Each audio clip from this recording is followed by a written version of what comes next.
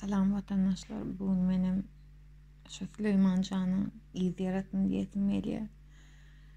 Ejesine, derdetine sabır dileyen görüleyim mer özme gelip bilemem.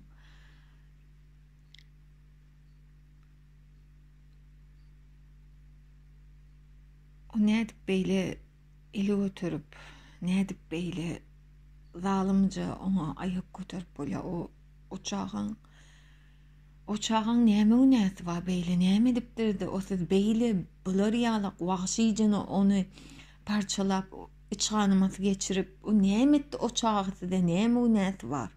Alan zadan birincilikmi? Şomuş uçağın günäsi? Şomuş uçağın sebäbi?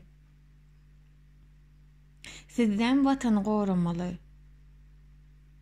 Siz watany goramak üçin, şu uçağın goramak üçin görevli dälmisiz? Ha? Siz nähilek bir işgär bolýaňyz, nähilek watan goraýjy polisiýa işgär bolýaňyz. Lanet bolsun size. Lanet bolsun diýen. Lanet bolsun we watandaşlar. Bulan edýän bu haramlyklaryny, bu ganhorlara sessiz galmamaly kawy edýän. Biz näçe bu zatlary sessiz galdykça, bu zatlaryň hiç açanam arkasy ödülmer. Hawa Süleyman Can bugün Süleymandır ayrılan. Emma ertetidiň çağlaryňa, biziň çağlarymyz. Buna miyattan çıkarmayalım. Ve bu adalatsızlığa biz dur diýmesek, hiç kimem gelip dur diýmer. Enetine, atasına sabır, Allah'dan sabır dileyen ve bu zatlara da dur diýmegiň wagty geldimken öýen.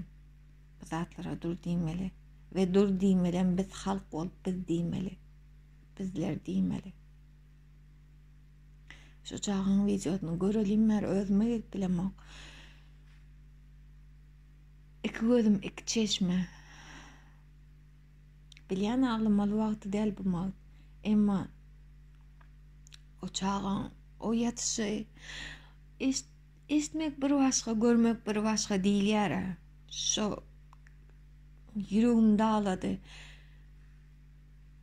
Enetine, atasına sabır dileyen ve bütün Türkmenistan'ı ayağa kalmağa yürekten isleyen